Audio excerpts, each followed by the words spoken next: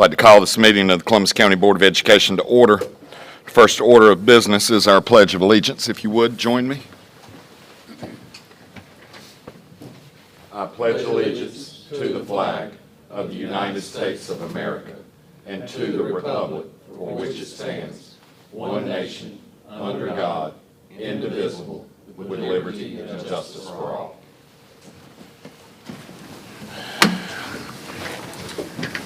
Thank you all. Gentlemen, you have before you the agenda for tonight's meeting. I need a motion to approve that agenda. So moved. Motion by Mr. Long. Second. Second by Mr. Coleman. Any discussion, anything anybody needs to add as the last minute add? All in favor of the adoption of the final agenda, let it be known by the sign of aye. Aye. Any opposed? Motion carries. You have also before you minutes from the July 8th and July 22nd meeting. Can I get a motion to approve those minutes? Motion by Mr. Coleman. Second. Second by Mr. Enzer. Any discussion? All in favor of approving the minutes, let it be known by the sign of aye. Aye. Any opposed? Motion carries. Public comments. Mr. Chairman, we have no public comments. Thank you, sir. Special presentations and recognitions. Mr. Beck. Mr. Chairman, we do have with us tonight Mr. Daniel Nolan, who started today. This was his first day as our finance director. We want to welcome him, introduce him, and give him an opportunity to just introduce himself to the district. Okay. Thank you for that, Mr. Beck. I just wanted to say it's an honor and privilege to be here in front of you all. I want to thank Mr. Beck and Mr. Thompson on entrusting, their confidence in me in this position. I look forward, and I appreciate you guys for entrusting your confidence in me as well. I look forward to working with you and strengthening Columbus County schools to make it a better school system. Thanks, sir. Welcome. Yes, sir. Thank Look you. forward to working with you. All right. Okay.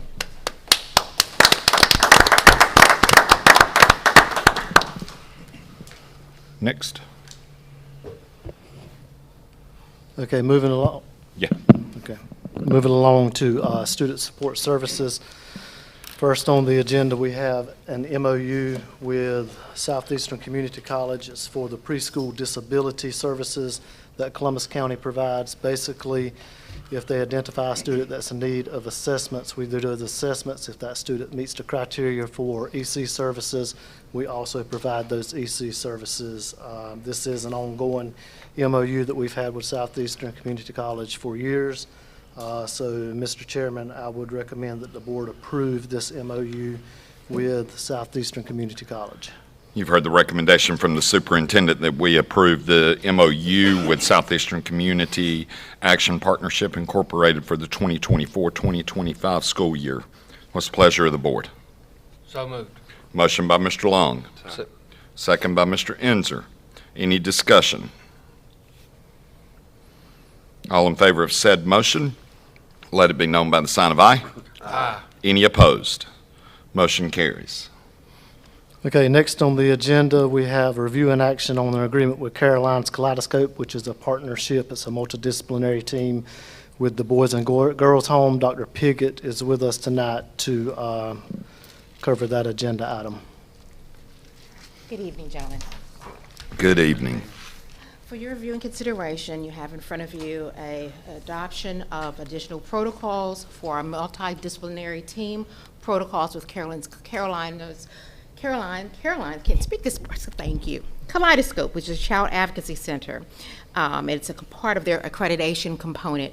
We are asking, and we have participated yearly in this partnership where we are a part of several individuals that provide resources and supports on case management for students that have either had victims of sexual assault, other social emotional matters, and by our social workers participating in this collaborative effort, it allows us insight in services that are needed to support those particular students that have been identified within this MOU while they're here in our school system, putting safety and protocols in place while they're engaging in their educational endeavors.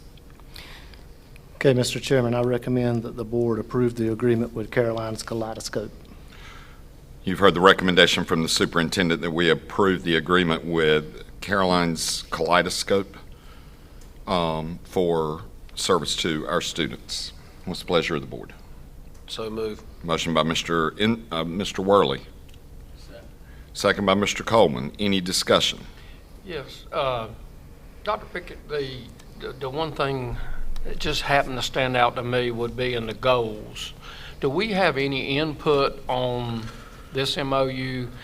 It says in the goals, number 1, to accept all cases of severe physical abuse. I mean, to me, who's going to define that? What if there is abuse, but it's not deemed severe by Group A or Group B? I mean, I'm just a little, and I'm in favor of this, 100%, don't get me wrong, but I really wish we could take that word severe out. Okay, and I understand, again, just kind of for a little bit of further clarification, our participation is to be a part of the team to listen and engage. The screening is done through our law enforcement, the DA's office is involved, the health department, DSS is involved.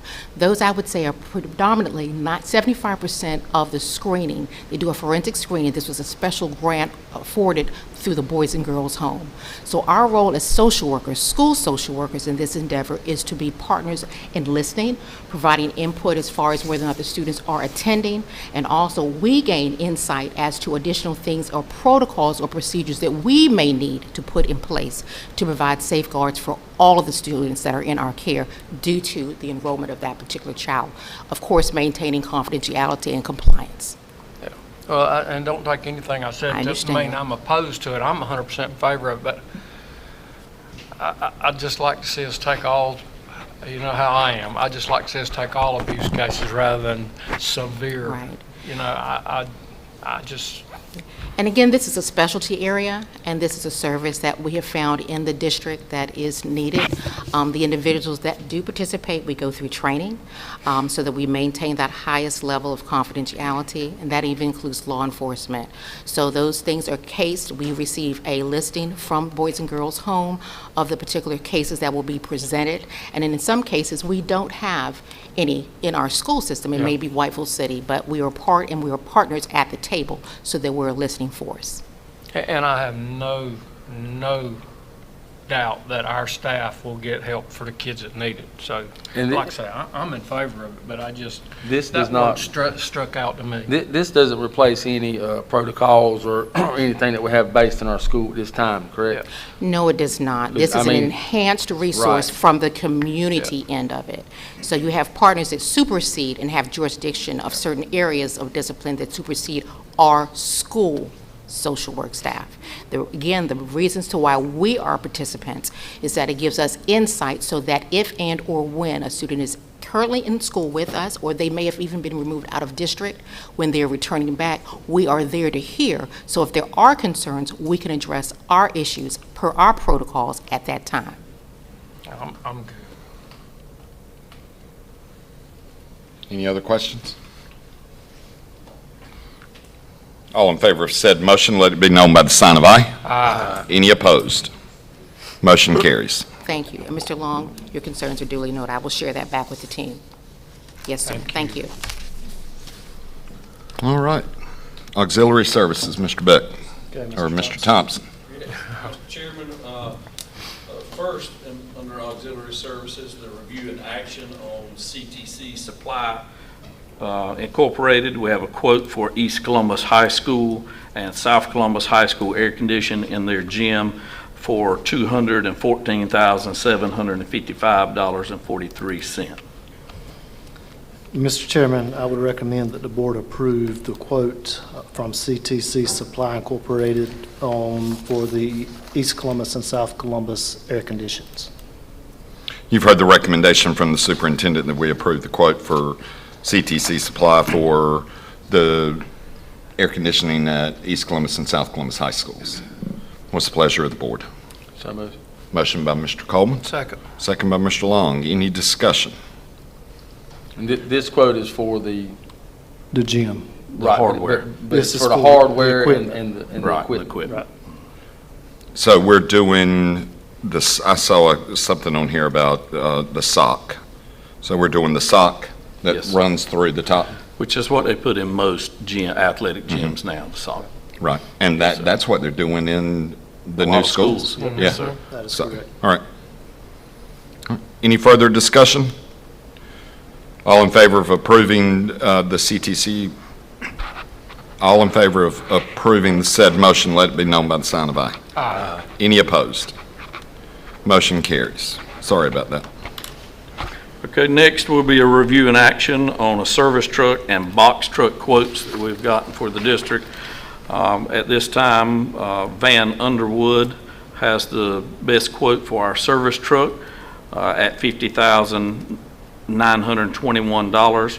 And for our box truck, that will come from Phelps Trucking Sales. That'll be a 2022 Isuzu for $36,900. And that truck has 112,000 miles, but those are the best quotes at this time. Okay, Mr. Chairman, I recommend that the board approve the quotes for the service truck and the box truck as stated by Mr. Thompson. You've heard the recommendation from the superintendent that we approve the quotes for the service truck and the box truck as presented. The service truck being a Ram 2500 for $50,921, and the box truck being a 2022 Isuzu MPR for $36,900. What's the pleasure of the board? So moved. Motion by Mr. Coleman, second by Mr. Worley. Yep. Any discussion? What's the, what's the box trucks used for? We use it to haul about everything that we do from school to school, and this one has a lift tailgate. The one that we currently have has some age on it and does not have a lift tailgate, so it kind of puts us in a situation where we have to use manpower when we go to facilities who currently doesn't have a loading dock. And that's a constant need. They're constantly going to schools and picking up equipment that's outdated or supplies, so that's definitely a need. Kitchen equipment, tables, Exactly. chairs. Yeah. 10 for. And it costs us, we have to rent one, and so it costs us about $600 a week to rent one with the lift tailgate. So, as many times as we have to rent one, it won't take long to pay for it. Agreed.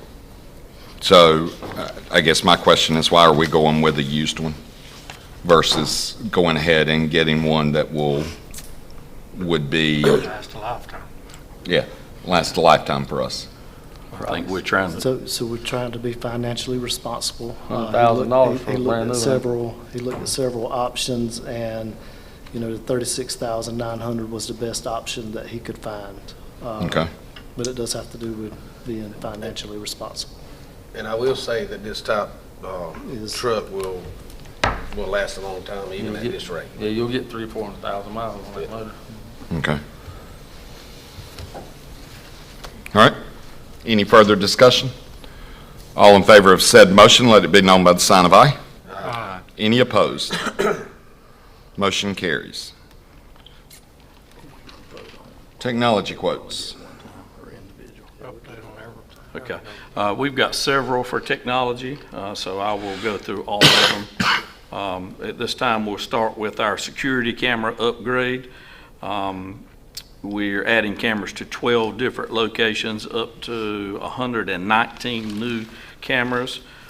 In your board package, you can see where we're locating the cameras to try to increase security as much as possible on all campuses. True IP Solutions quoted this at $111,516.39 after tax. So that is for our security Who camera. did you say that was, Adam? True IP Solutions. Okay. Okay, then we have evaluations matrix for our 25 desktops and 90 monitors. This quote is to continue to stay ahead of the curve, so to speak, with our desktop and our monitors. We put this out for bid. UDT, United Data Technology Services, won this bid at $52,636.24.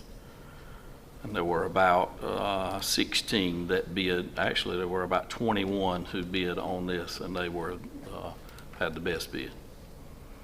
Then we have 200 laptops. UDT, United Data Technologies, also won this bid. That bid was for $188,578.15. We also had a bid for 30 smart boards. The company that was awarded this bid would be Visions 21. That price would be $90,566.70. And then for 1,240 Chromebooks and cases, again, we put this out for bid. We had several companies that bid on this, about 20-some companies, and Bright Centra had the best bid at $334,338.87.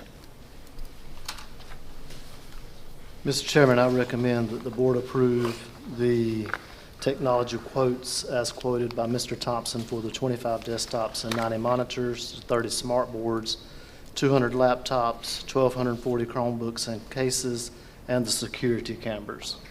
You've heard the recommendation from the superintendent that we approve the technology quotes as presented to the board. What's the pleasure of the board? So moved. Motion by Mr. Long, second by Mr. Enzer. Any discussion?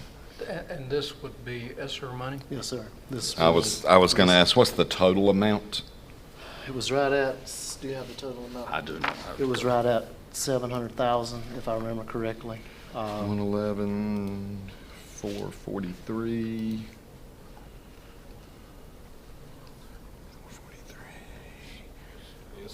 Yeah, it's close to 700,000, so, and that is ESSER funds. That is And ESSER. this Right. should start to get us to the very, We're at the very end of ESSER funding, where we Right. want to be. right That's where we right. want to be. And just remember, Place this is our 5-year cycle, so this will Yeah.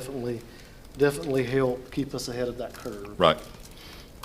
All of these contracts, are they people we worked with in the past? Most Most every are, one of them are. but I can tell you that Mr. Sellers went through each response very carefully, made phone calls, checked with the companies that were new, just to We make won't sure. have, my biggest thing is any kind of glitches or not interference, but delays with the technology we have in place and this technology. It's going to blend. And that's seamlessly. correct. Everything that we've ordered matches what we already have, so that we will continue to run seamlessly. That is Do correct. we keep the existing equipment, or do we turn that back into? So, Where they no, replace that? it's our equipment. Yeah. So when it's outdated, we basically auction it off. Okay.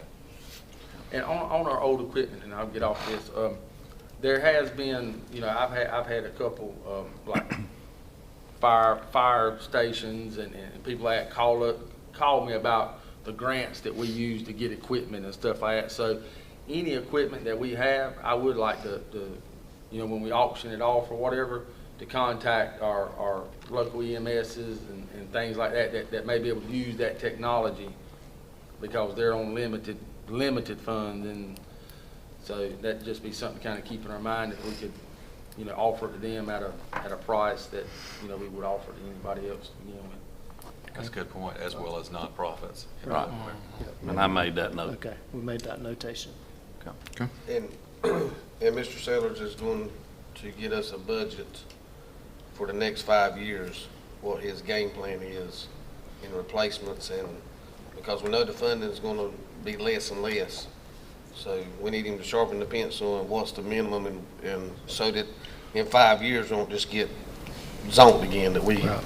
Well, we're trying to do 20% every year.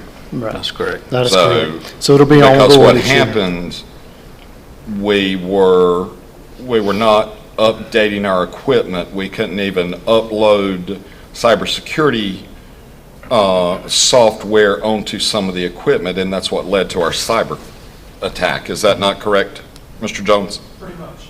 So, we'll have this technology fee every year. And when we start working on next year's budget, probably February, Right. January, February, we'll make sure that, we continue with this same cycle. Yeah, because, I mean, Can't afford not to. can't afford not to. You're absolutely correct. That's But there correct. should be some of this equipment in these smart boards and things that should last longer than what they've been doing. I won't disagree with you, Technology. but technology is growing so fast every day that it is hard to have something that is still up to date or, within normal or standards after 5 years. Absolutely. I mean, I'll be honest with you, I replace my laptop every 2 years. Work laptop and personal laptop. One thing I know about our principals, they are not going to get rid of any technology until it's We're going to get all the use out of it. Right. But with that being said, we will also safeguard to make sure that we have the technology we need Yep. for our students and faculty and staff. There's 1,240 Chromebooks in cases. When will they be in? Or is this for Well- replacement for this year, or? So that's the replacements that are allotted for the next 1,240 that need replacing. It's for this year. Of course, once the board approves this, the order will be placed, so they should come in fairly quickly. Okay. Coming from a communications company, we replaced ours every 3 years. We replaced 33% a year, so I think 20% is kind of Right, stretching a little bit, but I think it's fine too. right, and I think we can manage Yeah. that. Well, the managing is on the financial side. That's right, and that's what I was So, referring to. That's- you sit here and look at 30 smart boards for $90,000. Yeah, I mean, that's $3,000 a piece. Yep. So, all right. Any other discussion? All in favor of said motion, let it be known by the sign of aye. Aye. Any opposed? Motion carries. Thank you, sir. At this time, we'll give you an update on the Evergreen property. We closed on the Evergreen property. We received a check for $319,075, knowing that we already had a check for $35,925 for a total of $355,000 for that piece of property. So So that's in the bank, that's it. cleared the bank. All is good. All is good. All is good. That's a good thing. That's right. All right. Next. Okay, so next we have a review and action on an easement for the Williams Township Gym. This is an open easement that we will need to sign, allowing Duke Power to come in and run power so that we can tap into it for our new facility.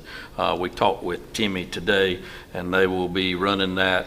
It actually will make a loop so that we can keep the building, keep power in the building in the event, let's say it goes out on 701 and does not go out on the other road, then they can switch that power to the other road to keep our facility with power. So Is that underground or above ground? it's going to be both. Both? Yes, sir. Okay. And Mr. Chairman, I recommend that the board approve the easement with Duke Power for the Williams Township School Gymnasium project. You've heard the recommendation from the superintendent that we approve the easement for Duke Energy for Williams Township School Gymnasium. That's a mouthful for some reason. Jeez.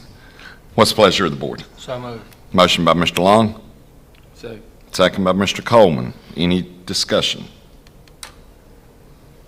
All in favor of said motion, let it be known by the sign of aye. aye. Any opposed? Motion carries. Okay, Mr. Chairman, next we have an update on the Williams Township School Gymnasium project. We have shared some pictures of the project with you guys. Currently, we have completely demolished the gym, the old existing building, and have removed all debris from the site.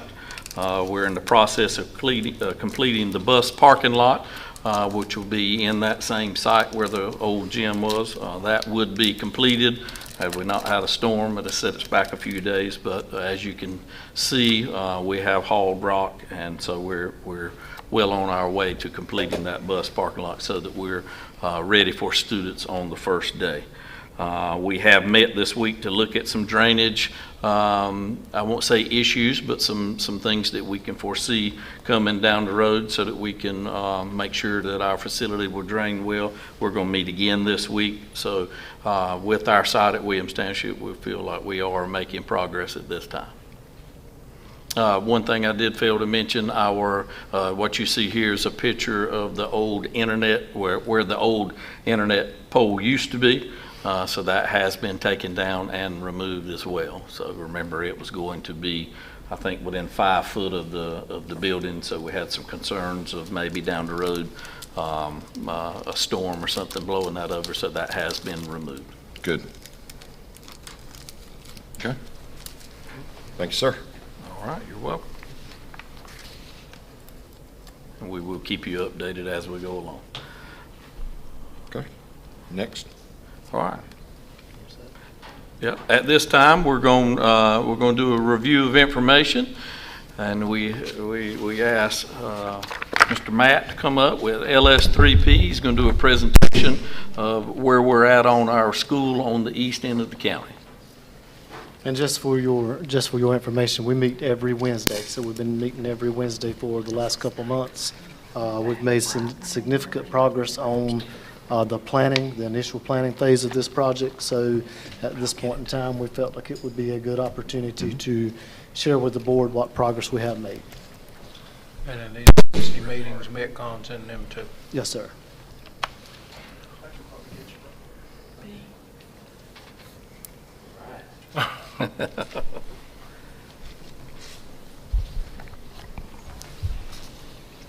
Thank you to the board for having me here tonight, and thanks to Mr. Beck, Mr. Thompson, and Ms. Harper. We've been working hard over the last couple months and wanted to give you an update tonight. So we have a short presentation. Want to begin just by sharing our design team is robust. We've been able to utilize technology to bring people in who can't make it in person, so we're maintaining efficiency. So we've had representatives from our construction team with Metcon, our design team, and then we do have a steering committee that meets with us each week, and that includes Mr. Beck, Mr. Thompson, Mr. Ward, Ms. Linthal, Dr. Hill, and Mr. Sellers. From a design team standpoint, we've brought in some of our engineering folks to begin discussions, and so we've met with the Columbus County Schools staff. And one of the words that we shared early on was collaboration. And that means that every voice is heard throughout this process. And so just wanted to share with you that we've had a very collaborative process so far and have included our team as needed in each of our meetings. I want to give you a snapshot of the process from a timeline standpoint. Over the summer, we're diving into preliminary design, and that's just the very start of a much lengthier design process. Once we establish the full scope, so the full square footage and all the spaces that go into it, what the construction type will be, and define the costs associated, and we get to that budget number, then we can move into this middle phase that will go from fall of 2024 through fall of 2025. That includes a multi-step approach. Each phase, schematic design, design development, construction documents, each one of those phases we will do a cost estimate. So in another month you'll see a cost estimate for preliminary design. After that, a cost estimate will be developed at each one of those 3 phases in the middle. That sets us up for construction. And the way that everything is laid out right now, construction would begin in the fall of 2025, and it would end around the summer of 2027. During this preliminary design phase, Metcon, the construction team, has been at all of our meetings, and so they've been tracking along with the progress. At this point in time, they've not developed a detailed schedule for construction. That will be developed as we move into this next phase and wrap up the work over the summer. So there'll be more to come and to share in terms of the schedule. So over the summer, preliminary design is a fun, exciting phase where we get to explore and understand. We've gone through a series, we have an outline of 4 steps here that we've been taking, a process of gathering information. I'll show you in the next slide just a visual of what this looks like. Stakeholder engagement, so bringing everyone to the table to share their thoughts. And then go through an analytical phase of understanding the site, the parameters around all the building components, and knowing how we can work those together to form a preliminary recommendation of a design direction. So we're just moving into that phase. We did have a community event that needs to be rescheduled, so that's part of our stakeholder engagement. And then the final presentation and cost estimate will occur next month at the next board meeting. So just a visual for what this looks like over the past couple months. On the upper left, we had a kickoff meeting, and we really start out asking the big picture questions. What's going to make this a successful project? We outlined using sticky notes and an interactive process all the different concerns and goals, perhaps, that align with a successful project. We did summarize that, you'll see in a subsequent slide, into a project vision statement. And that really helps us hone in on, as we make decisions, what's important to the board, to the school. And so we'll continue to track that. From that kickoff meeting, we toured Tabor City, and we learned all about the positive things that are going really well and some things that they'd like to adjust and tweak.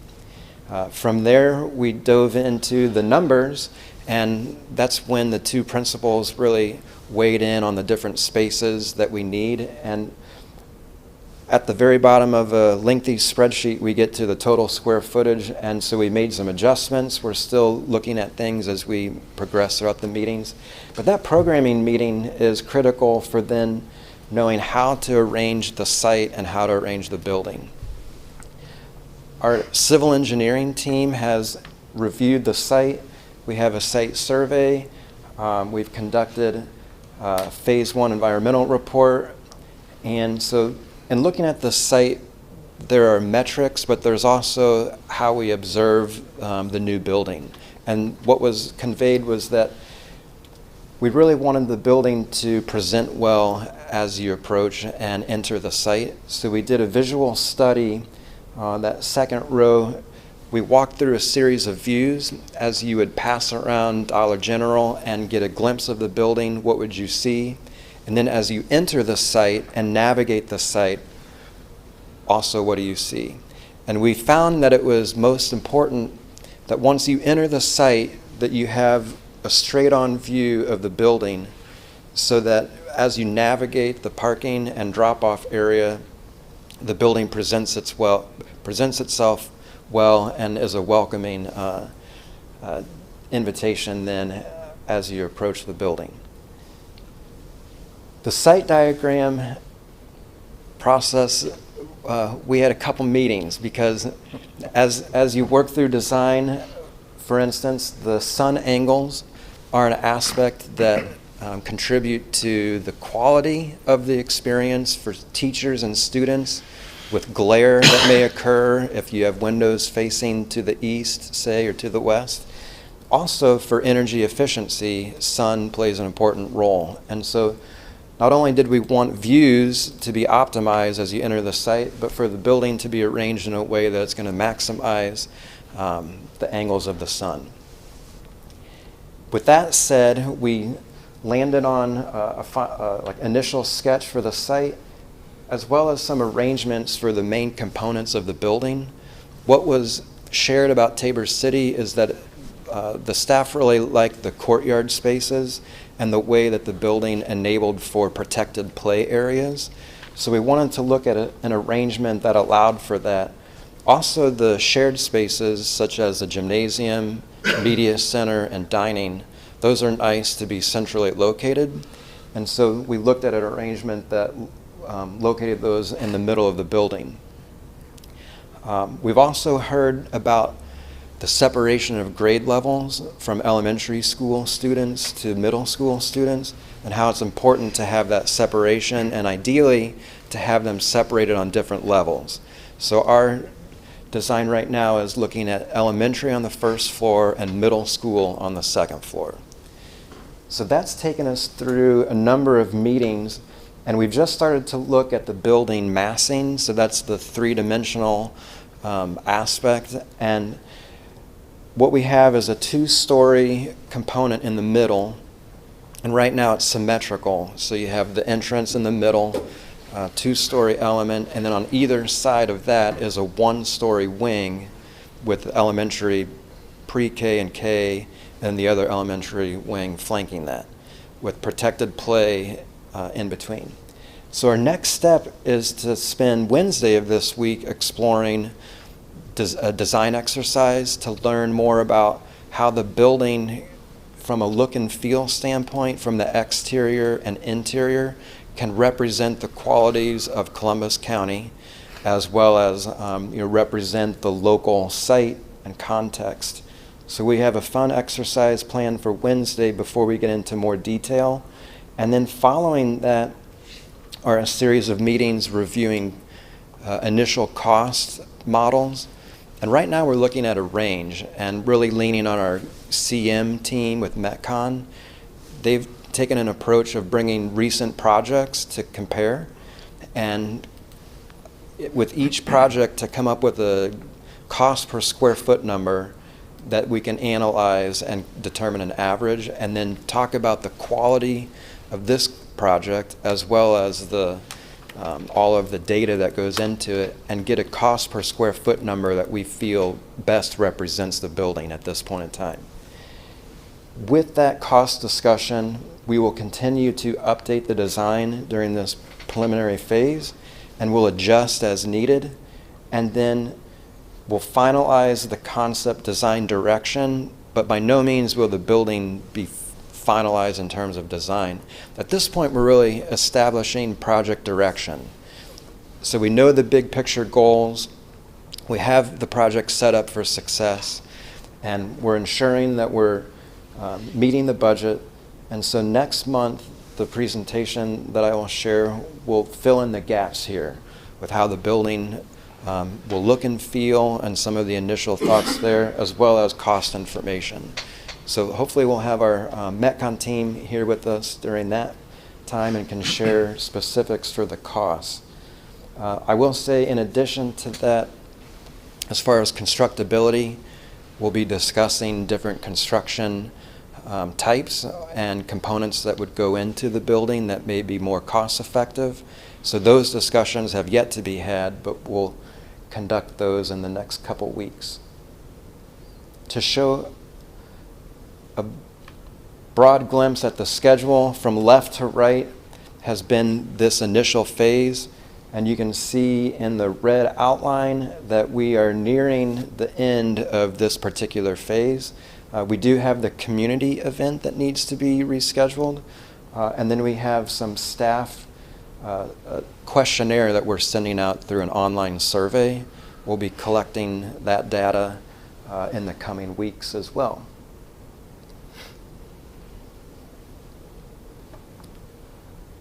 So to date, the draft project design statement is a combination of all of the comments that were shared at the initial kickoff meeting. So I'll read this. It says, "Our vision is to collaboratively design and construct a new pre-K-8 facility in Columbus County schools that exemplifies 21st century design, emphasizing safety, simplicity, and school pride, while seamlessly integrating natural elements and maximizing daylight. We are dedicated to a collaborative design process with key stakeholders and community members, ensuring on-time and budget-conscious delivery and prioritizing low maintenance and operational efficiency to meet the diverse needs of our community and students." So that's a lot to absorb and a lot to live up to, but we feel it's a good start, and we're calling it a draft because we also feel that getting some of the design language from this Wednesday's meeting is important, as well as community input and staff input before this becomes a final vision statement for the project. I have a couple of visuals to share tonight. The first one is a graphic site plan, and this has gone through a number of iterations. I'll try to keep it high level, but the building is positioned in the middle of the site. It's pointing up to the north right now, so the corner of Dollar General is up to the top left. So the majority of the traffic will come down Green Swamp Road, and we have first an exit, and then below that, farther down in the middle of the site, would be an entry to the site. So that's the main vehicular entry for parents and visitors to the site. At that point, the view as you turn into the drive allows a straight shot to the front entrance of the building. So you visually would see the front entry as you enter the main part of the site. To the right is a drop-off loop. It allows for queuing to stack along and serves as event parking for the fields. For the fields, we have a football field with the possibility of a soccer field sharing the same area if so needed. We also, at the top left, have another spot for a soccer field. And then the other two fields are baseball and softball with an extra space for multi-purpose field adjacent to the event parking. Just south of the event parking is a retaining pond, and that will collect the storm water during rain events. And that will be fenced off and also surrounded by trees and vegetation. So it's a site feature from an environmental standpoint, and there's a safety concern addressed there as well with the fencing. So we know how important it is to collect the rainwater. And with that said, we do have some things that we're working through still on the site. And so we know that there's a drainage ditch down the middle, and we have had that reviewed.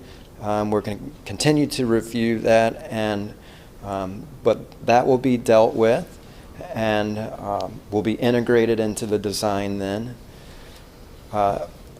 So moving into the parking components, the main parking is right out front of the main entrance. To the upper left is staff parking. No, I'm sorry, event parking. And behind the event parking, which connects over to the gymnasium, would be bus parking for 16 buses. So that allows for the buses to come off the upper road, to drop off and then park, and then the students would load in the buses and they would be able to then pull forward and exit. We do have the possibility of a secondary access road that would be through an easement from the residential property to the east. That would connect over to the bus parking and allow for another entrance and service road for deliveries. The deliveries would be to the back of the building, just east of the bus parking. And then there's some green space to the right of that with a dotted line that says potential expansion. So the building is currently designed for 950 students and then would have the ability to expand as needed. And so we've identified that portion of the site. Inside of the footprint of the building, we have play areas for pre-K and kindergarten just west of the gymnasium entrance and media center. And then off to the right, we have an elementary and middle school playground. To the far left is the kindergarten playground. Are there any site questions? I'm sure that as I've been talking, there are some questions that may have come up. Would love to help answer anything at this point in time. It looks really good from where I'm sitting at. If it can look just like that in 3 years, we'll be on time. Notice on time. You feel like the parking capacity, have you put any preliminary numbers on the actual capacity? We're tracking around 550 plus or minus, I think plus right now. And I will say that the Green Swamp Road and 214, they can be high traffic areas. So the parking, getting people off those roads, you know, and I know in a perfect world, nobody sits on the road, but making sure we have enough parking. And then the only other concern that I've seen is the size of the common area at the gyms. Making sure that, you know, at our other schools, that's a very small area. You know, making sure that we have enough area there for entrance to ball games and people standing around getting their concession and, you know, talking and stuff like that. You know, just making sure that, you know, this will be the third building we built in the last 5 years. So, you know, using all of, you know, from the other two buildings, some of the concerns to whenever we build this building, it should be a complete, you know, everything should be set out nicely. With the way that we have at this point, the way we have the parking and the traffic flow pattern laid out, there shouldn't be anybody. No. There should be plenty of room to get everyone off of the road in order to drop kids off and pick them up in the afternoon. And the good thing about the Green Swamp Road, throughout really in the spring and the summer is high traffic. The fall and the winter, there's not that much traffic on that road. So, you know, we would only have to deal with the springtime beach traffic coming back and forth in the in the early fall. So, yeah, I think we'll be okay. One point I'd like to make on this gym, I'm assuming it's going to be a combination gym auditorium, gymatorium. Yes, sir. That's great. We're not putting the auditorium stage on the side, are we? No, sir. Should be in the back. Thank you. Yeah. So his floor plans on the next. Yeah. Okay, I hadn't. And I will say- I'm keeping up. I'm not overachieving. Presentation. I'm not overachieving there, Mr. Worley.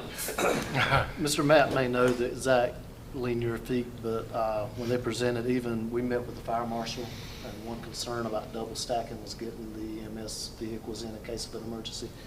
Even with the single stacking, as you see in that diagram, we exceed by far the requirement for the linear feet, so we should be able to get everyone off the road and then keep everyone safe. All right. It looks like the circle that the traffic's going to go to drop off or pick up has been pretty well thought out. That, design-wise, that looks like a long ways, so you can get a lot of cars stacked in there. And there are a couple options. So as far as later in the day for visitors, they don't have to take the full loop. There could be a more direct route and go directly to the parking. So it'll work well in the morning and it's multifunctional then. Yep. And Mr. Coleman, I did want to address your comment. That comment was made early on, which was provide enough space during events, both mainly inside the building. We're thinking about it as well on the outside, but space to gather and congregate for events. And plus, you know, we're talking about the biggest school in our county. That's right. So, I mean, it's got to be larger than what we built at the other ones, because like I said, this is going to be the biggest school in the county. There's going to be a lot of students and a lot of parents in and out, you know, during events. So, you know, just having adequate spaces to where, you know, we're not sitting over here on top of each other trying to order a hot dog or something. Well, they have taken all of those considerations into, yeah. I think it's smart too, the potential expansion. that he said. Oh, it's got to happen. Yep. I think it's smart. Well, feel free to come back to the site if you have additional questions, but I can walk you through the floor plans. And really, we've just started to look at more detail last week. We've been talking about some of the shared spaces and different arrangements. And so this is the latest and greatest from a high-level standpoint. So at the main entry, we have the admin space. And it's bumped out, so it allows for visibility with windows in the corner, both for the reception space and an SRO officer. To the left and right of admin are the elementary wings.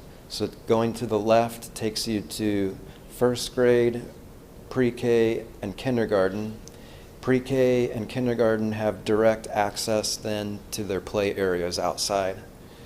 On the right side of the plan, we have second grade, third, fourth, and fifth grade.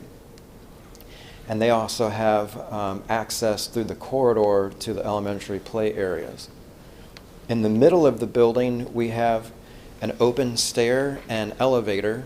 And so middle school students that need to access the second floor will then be encouraged to utilize the stair, open for visibility and safety. And then to the left of that area is the media center, and to the north and right is the art room. So those two spaces will be at the hub of the footprint of the building. The art will be something that can be on display and show student work, and the media center can be a nice space that has connections to the outdoor courtyard and covered areas just to the left of the media. So beyond that, we could have a sectioned off portion of the building that includes the gym and dining spaces, so that visitors of those spaces don't have to go and enter the rest of the building. So to the far left is a red arrow. That would be the entrance to the corridor event space for the gymnasium. The gymnasium has approximately 500 bleacher seats to left and right, and then the stage in the back. And to the right of that would be a dining space with kitchen and serving to the north, connecting to that bus drop-off loop. On the second floor, we have 6th, 7th, and 8th grade classrooms, science, and then specialty classrooms. On both floors, we have ECS, and also mentioned on the first floor, noted there is the band and choir space. Any questions in regards to the overall layout or program spaces? I like the fact coming in the front door, it's a straight walk to the gym instead of having to go around any direction, because most events there or athletic events, they're going to come in the gym. But if you have like Christmas plays and all, people's going to be coming from everywhere, and you can walk in the front door and see where you're going. Mm-hmm. I like that straight shot down. And we should I like the special, the planned space for event entry. Yeah. I like that. Well, if you'll notice, our parking, our bus parking's back there, but just to the left, and of course, it's not on here, but will be our event parking, so it's going to be a short walk to access the gym. And there's a lot of parking in that area, so.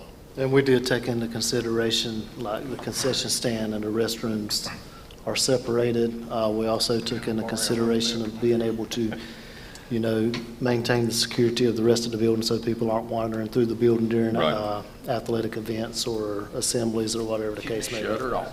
That's exactly right. That's right. Yep. Is that specialty area, is that open from both floors whenever you walk in? The area with the open stair, just north of that specialty space on the second floor, has a dashed line, like a X through it. That shows the space that's open to below. So that open stair and then the space around it, you'd be able to see down or see up. So there'd be a visual connection then from the first floor to the second floor.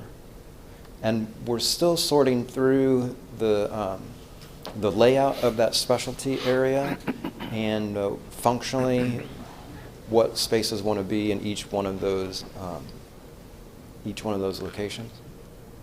What, in the floor plans, what are those, listen, of course, we can't blow it up, but between each classroom, there's little squares.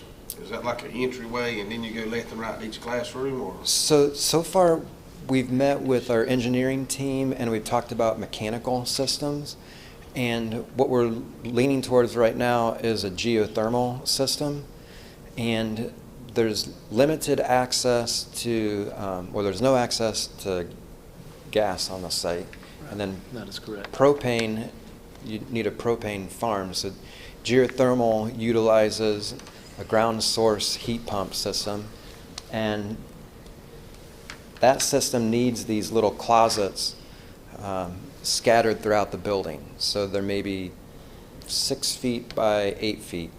And what we're doing is in the pre-K and kindergarten wing, we're setting them back off the corridor so that there's a little alcove to enter each classroom. And then there's also a door off the corridor to that closet where it has the filter that you would replace. So from a maintenance standpoint, each one of those closets serve as a direct access to replace the filters. So it'd be easy right from the ground floor to do that rather than going above the ceiling. So does it resemble a true air handler, like a typical unit, or is it totally different? What's in this? And I know this may be too technical, but. So there's an outdoor, it's a DOAS unit, an outdoor system that brings the fresh air in. Right. And then all of the, how it heats and cools is through the ground source loop. So then, I believe, this is a little bit beyond me, but each one of those units then in the closet will supplement that. So we don't have to have a big chiller. And It would basically be like having individual AC units, I think, 1 per 2 classrooms, if I remember. yeah, each one of those closets allows you a thermostat then, so pair 2 rooms together.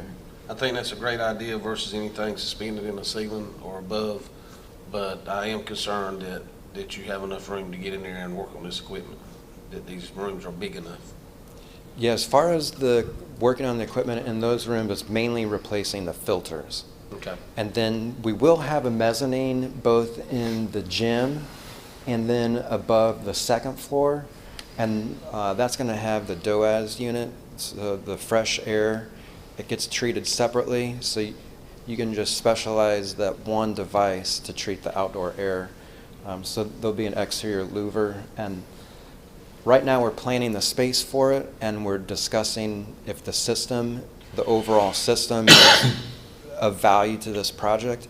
And because of the fuel sources not being available, that's a good reason. And then currently with the federal program and the rebate opportunity, there's a good financial reason there, and as well as long-term maintenance. It's proven to be a good system. So On the geothermal systems throughout the site, somewhere on the site, there will be like a in the ground working stations that's designated in the site. right, correct? it's a closed loop, so they dig these humongous holes, like Right. 400 feet down, and they run the closed loop piping down into that, and that will be under the parking. Okay. So you want to put it where there's not going to be a building. Right, right. So under the parking or under the fields, and we'll have a whole array of those. Right. And so, Hundreds of them. Wheels, yep. yeah, I'm not sure the total number, but We a have- good amount. All right. Is Pinderella like that? Well, Timmy and I visited Enderley. Yeah. We went to a school. Tar Heel. Tar Heels like that. Yes, Tar Heel's like that. I think they have like 300 whales on the football field, and I mean, you can't even tell. Yeah, you can't even tell it's there. Okay.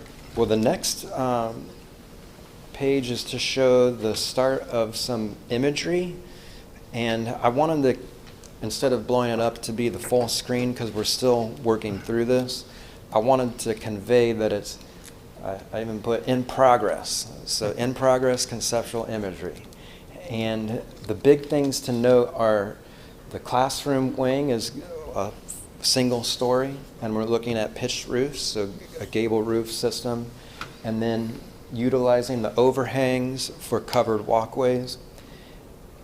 This view to the right is the event entry, as right near where the bus parking would be located. So you would see the kindergarten play space, the classroom wing, the courtyard where the play is, and then on the left side of that image is the gymnasium, and we would have some daylight windows. We wouldn't have direct sunlight coming in, so it'd be filtered light. And then just to the right of that is the media center. And we'd like to have a covered area for outdoor classroom space. So all of that design in terms of how it's going to look and feel we'll be discussing on Wednesday of this week. And then the left image is an aerial view that shows you the main entrance, and then it gives you a snapshot of the fields and how we would have a field house, for instance, at the start of your field access, and that would include a concessions and restrooms.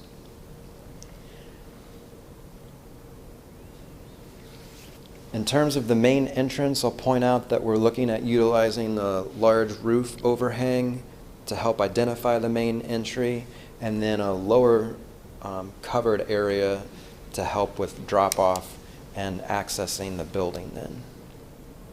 Are there any questions or comments in regards to the images? I think it looks great. Mr. Worley, that media center is not a flat roof, even though it may look like it on that picture. I seen you take a look at it on your computer. I did. One of the areas over the kitchen area, is that going to end up being a flat roof? Is that the kitchen media? Is that where you're talking about? Yeah, the media. Well, we're looking at if we can get a pitched roof in that space, and we might be able to. So we have some studies to do for that media center, but as it does turn the corner for the dining, that could certainly be a pitched roof. It's just the area in the middle with the media and the art. It's getting kind of wide in order to get a pitched roof and still have. We like some pitch, even if it's low. We don't Right. like flat roofs. And We've we dealt can with design that. the structure so the structure is pitched, and that way the whole thing is sloping. Just from the ground, you would see the wall go up and you wouldn't see the roof. Yeah, I will concede on some of that flat areas there, because I do know there's a lot of equipment with these kitchens and things that flashing and rooftop curbs, and that will work better with a membrane roof. And like you said, it can still be pitched behind those parapet walls. But I can understand that area not needing to be a true large A roof. Yeah, and so the next step after we lock in the basic floor plan is to share this with our kitchen consultant, and they'll do a preliminary layout, or at least provide a few written statements that can be passed on to our construction management team. So we've gone through a lot, as you've seen in the last few weeks, and we're sad that we didn't get to do the community event, but just wanted to show you a preview that we have 5 stations identified, and the goal is to get an interactive experience. So Station 1 will look at the site, maybe some of the imagery as well, and get input and have a dialogue. We'll have a physical model of the site. Station 2, everyone will have the opportunity to write down a key word about what their community means to them. We know that in consolidating communities that we have the chance to create a new school together and a new identity. So that will be important. And at each station, we'll have representatives from our design team and the school district to listen and take notes as well. So stations 3, 4, and 5 focus more on the actual building components, looking at ways to display student and school pride, and then learning about what is an inspiring space to the community members and getting their input about, well, is it the way that the room has color or access to technology, views to daylighting. And then the Station 5 are the spaces for coming together. The informal areas around the main open stair, perhaps, or dining, media center areas. So the goal for that event is really to get input and to interact, to capture that input, and then come back together as a team and review it and make sure that it still aligns with the project vision statement. And if we need to enhance it or add to it, we would do so at that time. And that's all I had tonight. I want to thank you for the opportunity to share and give you an update, and look forward to next month when we can give you another update. Thank you. We thank you, appreciate sir. it. Yep. Great job. Thank you.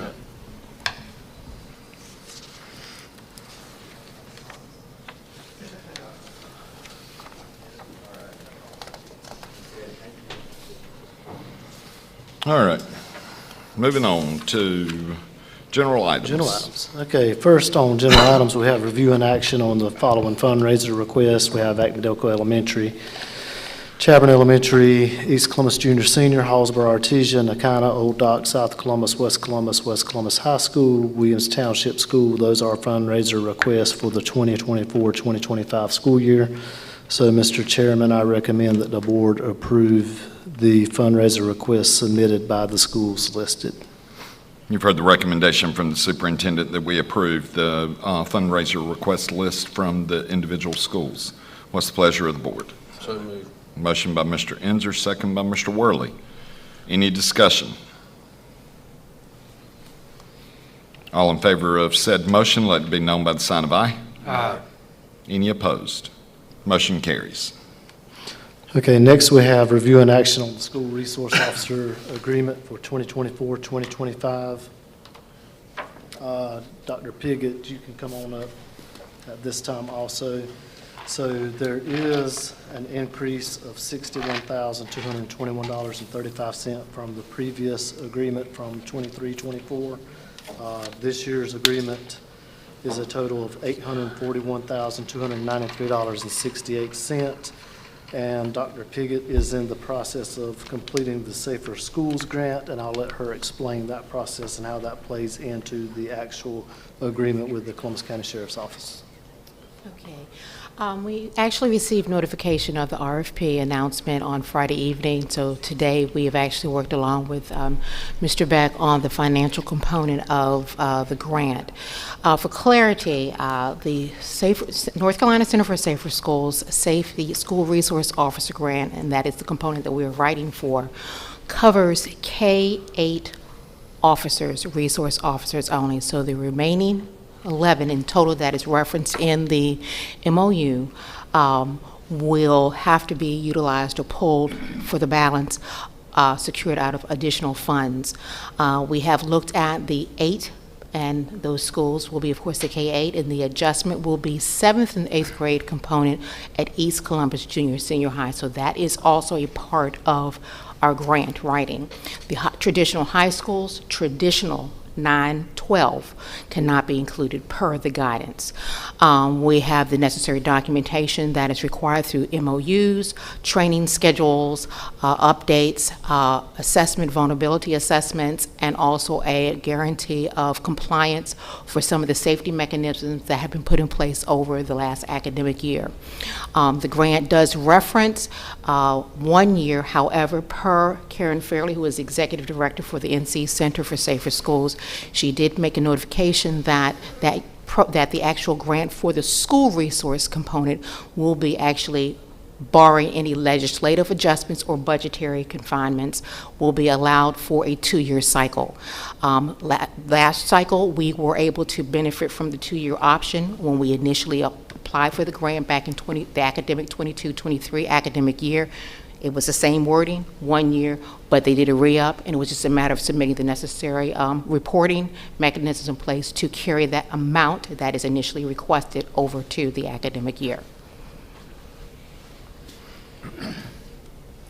So, Mr. Chairman, I would recommend that the board approve the Columbus County Board of Education School Resource Officer Agreement with the Columbus County Sheriff's Office for the school year 2024-2025 in the amount of $841,293.68. I recuse myself from this vote. Okay, you've heard the recommendation from the superintendent that we approve the school resource officer agreement in the amount of $841,000, just over that. What's the pleasure of the board? So moved. Motion by Mr. Long. Second by Mr. Enzer. Any discussion? What was the increase, was 60,000? Yeah. Increased $61,221.35. And for the same number of officers? 11 officers, yes, sir. 11 officers, Pay of which increases. 8 are specific to the grant that we can write 8 are for. specific to the grant, and the grant should cover approximately $403,820.97 per year for a total of 2 years. Correct. and there is a local match Then that's we pick up identified. a local match of 1/3, and then we have other funds like 69 Low Wealth money that would pick up the additional amount for our high schools to make sure we have resource officers in each school. Very good. And I can't wrap my mind around the fact that they're excluding high schools. I can't either. That has been traditional, I guess. However, the center has identified through Safer Schools the allocation. That was a discussion when we attended the RISE conference a couple of weeks ago in preparation for the grant. Okay. And that's, All right. Any further discussion? All in favor of said motion, let it be known by the sign of aye. Aye. Any opposed? Motion carries. Thank you, ma'am. yes, sir, thank you. Okay, and next we have some policy updates. We have a school safety update on policy code 1510, 4200, 7270. And that basically ties into our threat assessments, and I'm going to let Dr. Piggott bring you up to speed on what we have completed thus far as a district to prepare for this policy change. Okay, currently under House Bill 605, we are required to implement a more strategic and streamlined approach to addressing our suicide and threat assessments. We currently entered into an agreement with Navigate 360, which will be our platform for training, and we'll be following the CSTAG model, of which school-based teams, which are inclusive of course, the superintendent, administrative assistant superintendent, myself, from the district level, but at the school-based level, the team will be comprised of school resource officer, as needed the EC director, school psychologist. Of course, I mentioned the SRO will be a part of that, counselors, school social workers, the administrative team at that school, and an identified teacher as needed. We selected the group in compliance with the bill that was given under guidance that we finally received back in March from the Center for Safer Schools, and an additional component will be for compliance at some point, teen mental health supports, and that will be discussed through our Say Something Now anonymous reporting system, which we have been currently compliant with, that came out of the Sandy Hook's Promise component. We have done the orientation, those individuals that have been mentioned already. Several are finishing up their level 1 training, and that will be the qualification for the level 2, which will dive deeper into the software and how we chart, report, and notate information seamlessly throughout the district when we have incidents like this.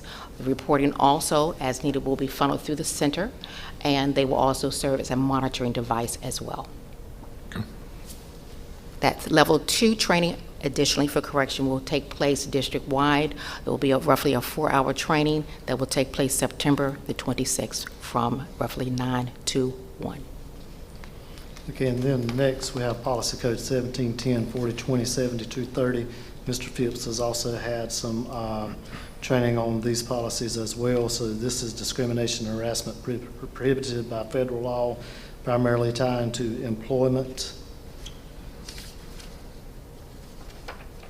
Then we have policy code 1720, 4030, 7235. That is also Title IX, non-discrimination on the basis of sex.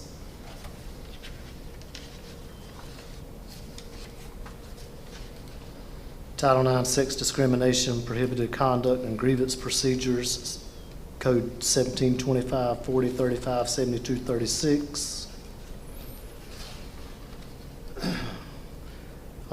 Pregnant and parenting students, policy code 4023-7233. And then bullying and harassment, harassing behavior, prohibited, policy code 4329-7311. Those are the policies that we received updates on from the North Carolina School Board Association. Mr. Phipps, would you like to add anything as far as the policies go? Not really. There's been some changes, but the changes are addressed basically because of the change in Title IX, where it only originally protected females. It now protects the LGB group and is liable to be adding initials and everything else before it closes out. That was part of our seminar we went to, and they carried it right up to the night before we went in and did an excellent job of reviewing it. But basically, it's the same operational procedure we've had before. It just applies to more people and more transgenders and all that than it did originally. And I would agree, because I've read through it twice, and, you know, most of the stuff I read we have already had in place. It just broadened the umbrella. So, Mr. Chairman, I would recommend that the board approve the policy changes recommended by the North Carolina School Board Association, as I just covered. You've heard the recommendation from the superintendent that we approve the policy changes as recommended by the North Carolina School Board Association. What's the pleasure of the board? Motion by Mr. Enzer. Second. Second by Mr. Long. Any discussion? All in favor of said motion, let it be known by the sign of aye. Aye. Any opposed? Okay, motion carries. Okay, moving right along, superintendent's update. We will have our convocation on the 21st. That will be at East Columbus Junior Senior High School, and it will start at 8:30. Of course, you are all invited. We would love to see you there. You said the 21st? The 21st. Next should be next Wednesday. Next Wednesday, I'm in Texas. Okay, well, we'll be So thinking I about can you. join virtually. That is correct. That'd be 7:30 my time, so. Yep. Okay, and optional mandatory days, August the 16th is an optional teacher work day, and then August 19th through the 23rd will be mandatory. I did want to go over, this came out of our admin retreat last week. I would like to cover the 2024-2025 superintendent goals. So the first goal is to improve school performance grades by 8% by the end of the 2024-2025 school year, decrease chronic absenteeism rates by 25%. Thank you for that. Yes, sir. We're going to look at that very closely. We had a long conversation with the district directors as well as the principals and assistant principals, and we'll be monitoring that monthly. Also, we're going to work to build supportive school environments and boost employee morale. And then I also had some non-negotiables. You know, we are going to have a commitment to student success first and foremost, also their safety, strong leadership and vision, effective communication, fiscal responsibility, data-driven decision-making, student-centered approach, equity and inclusion, building relationships, crisis management, and professional development. All of those will be items that we will place a heavy emphasis on to help us achieve said goals on the previous slide. Okay. And then Back up finally, 1 second. Can you tell me what time the convocation starts here? 8:30. 8:30. I would probably, of course, come at 8 o'clock. Most people will arrive at 8 o'clock, 8:15. Is But it here starts at East Columbus? East Columbus. It's at East Columbus. It's at East Columbus Yeah, Junior that's Senior what High I School. meant. Yeah, Okay. okay. I'm sorry. Okay, and then we have our open house schedule. I know that there is an error on that. Mr. Jones has corrected that, and it was Nakana Middle, so that should read 8/22/2024 instead of 7/22. So, you know, please attend those if it works out for you with your schedule. Some dates to remember. We have August 13th through the 15th, new teacher orientation. I've already discussed the next two, also the convocation. First day of school is August the 26th, and then September the 2nd will be Labor Day, our first holiday. And then moving on to finance. Mr. Chairman, we have review and action on the salary tables. This is for our classified staff, bus monitors, subs. It basically puts into place the 3% raise for our non-classified staff and bus drivers. So I would recommend that the board approve the salary tables for bus monitors, bus drivers, the district admin, and the subs, as well as the classified staff for the 2024-2025 school year. Okay. You've heard the recommendation from the superintendent that we approve the salary tables as discussed for the 2024-2025 school year. What's the pleasure of the board? So moved. Motion by Mr. Long, second by Mr. Worley. Any discussion? So that's the three, that change, 3%. the 3% pay increase. That All is right. correct. All right. Any further discussion? All in favor of said motion, let it be known by the sign of aye. Aye. Any opposed? Motion carries. Okay, that clears our agenda. I need a motion for closed session. I move the Columbus County Board of Education go into closed session for the courts of, in accordance with the open meeting law, General Statute 143-318-11A, 1 and 3, to discuss information that is privileged, confidential, or not a public record, consult with the attorney to preserve the attorney-client privilege between the attorney and the public body. I have a motion by Mr. Coleman for closed session. Second. Second by Mr. Long. All in favor of going into closed session at this time, let it be known by the sign of aye. Aye. Any opposed? Motion carries.